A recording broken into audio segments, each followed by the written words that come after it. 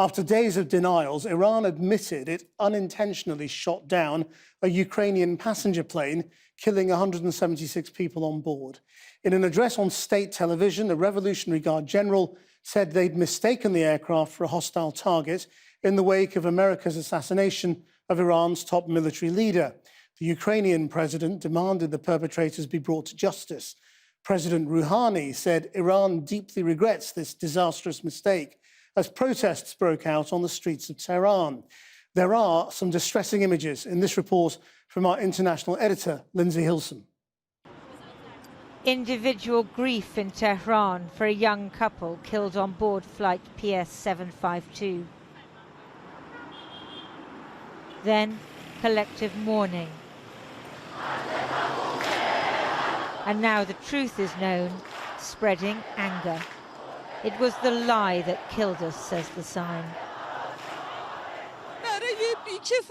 We're here because of our leader's uselessness, she says. Today's fateful TV announcement. A Revolutionary Guard mistakenly shot down the plane. I was in the west of the country following the completion of missile strikes against the US bases, and I heard the heart-wrenching news of the Ukrainian Airlines flight crash. When I confirmed what had happened, I really wished I could die myself. The short-range missile operator failed to get through to his superior officer and had 10 seconds to make his decision.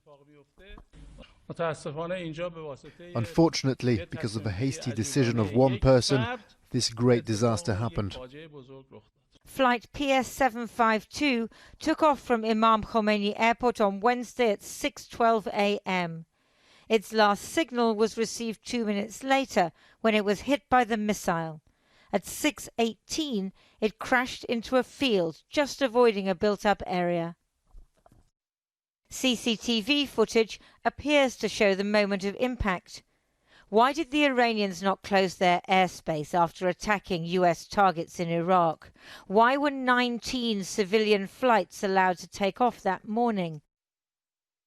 Tweets aren't really an adequate response, however penitent. A sad day, said the Iranian Foreign Minister Javad Zarif. Preliminary conclusions suggest it was human error at a time of crisis caused by US adventurism that led to disaster. He sent profound regrets, apologies, condolences, and a broken heart emoji. President Rouhani said the Islamic Republic of Iran deeply regrets this disastrous mistake. Debris from the plane was scattered over a wide area. Although the Iranian authorities cleared much of the site, thus preventing a proper investigation, by today it was impossible to continue pretending this was mechanical error. This afternoon, Iranians were protesting outside 3 universities which some of the victims had attended, chanting, "Not resignation, but prosecution." Last week, the nation united against the US for assassinating General Soleimani. It wasn't American soldiers, but innocent civilians, Iranian, Canadian, Ukrainians, who paid the price. Tonight, protesters aren't chanting, "Death to America," but our enemy is right here. Iran's security forces are responding with tear gas. And Lindsey Hilsum joins me now from the Iraqi capital, Baghdad. And Lindsey, there is more news of political change and death in the region. Yes, this is a volatile region and often a violent region. And there was one place and one man who was frequently trying to change that, and that was Sultan Qaboos of Oman. Now, the Sultan was 79 years old. He's had cancer for some time, and news came today that he had died. Now, you didn't often hear much about him. He was a rather quiet man. But he was a person who hosted talks between the Americans and the Iranians when they were working out the nuclear deal, the one that Donald Trump then abandoned. He's negotiated between Saudi Arabia and Iran. He's done all sorts of negotiations. The region would be a lot more volatile probably if it weren't for him. He was also a very interesting man. There's a big British base there. He was a great Anglophile. He loved opera and bagpipes. Now, he handed over, he left an envelope saying who his successor would be because he didn't have any sons. It's the culture minister, Haytham al-Tariq. He says he's going to continue with the same foreign policy. And certainly leaders in this region, they need him. Lindsey Hilsum in Iraq. Well, just before we came on air, I spoke to Nasser Hadian from Tehran in Iran, a professor of political science at the university there. Why is there such anger? We have to make a distinction between the incident which happened, which is understandable for many people, although very difficult, very painful, but they understand it. And the way they will dealt with it in terms of presenting the truth to the population. That's where the anger comes from. So they are angry for the first for the incident, they are very much upset. It's painful. But for the way it was handled, they are very angry. Do people feel that this was deliberately misleading them? A good portion who believe that this was deception, intentional deception. But still, those who are a little bit older like myself, we prefer to wait to see the results of the investigation. So why do you think this admission has been made? There are a number of theories here that, they were forced to because they were dual nationals, because, the satellites, the intelligence communities of some countries have detected it. There was not plausible deniability, thus they had to accept. So what do you think the impact of this will be?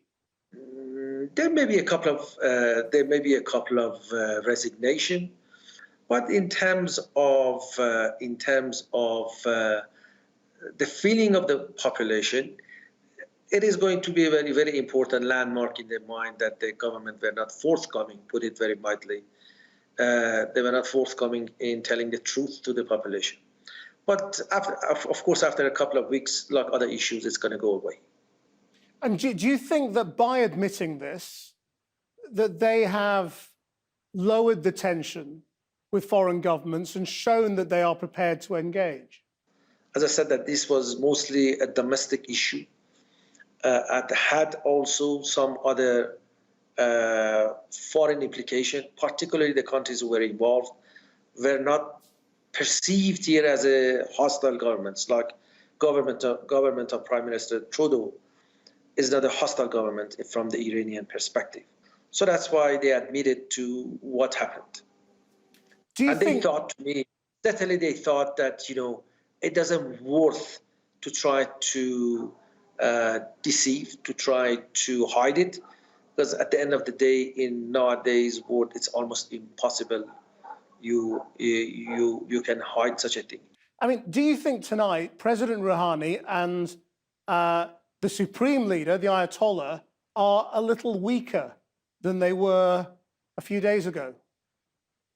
Yes. I mean, we can say that they are a little bit weaker. Not very much, but still weaker. Not because of the incident itself, but because of the way it was handled. Of course, they had the choice to continue their narratives, but that was a losing narrative. In other words, doing a cost-benefit, they thought it is more in their benefit if they tell the truth and cooperate with the international community. Professor, thank you very much indeed. You're welcome.